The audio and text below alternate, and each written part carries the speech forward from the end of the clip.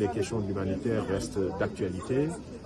Il y a beaucoup de déplacés donc, suite aux exactions des groupes armés et je crois que le plaidoyer des organisations humanitaires a été bien entendu sur toutes les questions, leurs préoccupations. Le Premier ministre a apporté des réponses assez concrètes. Donc pour me résumer, en tout cas, non seulement du côté de la MONUSCO, mais aussi du côté des agences, des organisations humanitaires, nous avons pu avoir un échange extrêmement fructueux avec le Premier ministre, qui est toujours à l'écoute des préoccupations des organisations qui opèrent dans le Nord Kivu.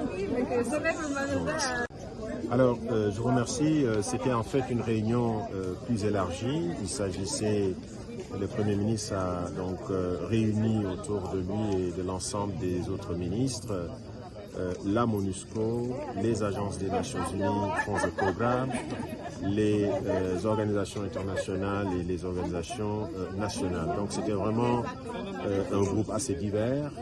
Je représente évidemment la MONUSCO, donc notre déclaration était axée sur tout d'abord nos remerciements au Premier ministre et à son gouvernement de nous avoir accueillis et de nous donner l'opportunité d'échanger sur les questions de l'heure.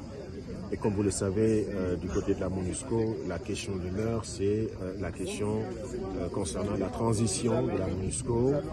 Et j'ai saisi l'occasion solennellement à travers le Premier ministre pour remercier le chef de l'État à travers son allocution à l'Assemblée générale des Nations Unies à New York, où il a évidemment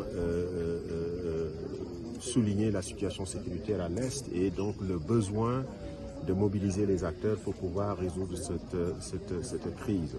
Donc ça nous a beaucoup marqué. Je crois que j'ai transmis au nom du personnel, en tout cas de la MONUSCO, nos remerciements au gouvernement. Évidemment, les questions humanitaires restent d'actualité. Il y a beaucoup de déplacés donc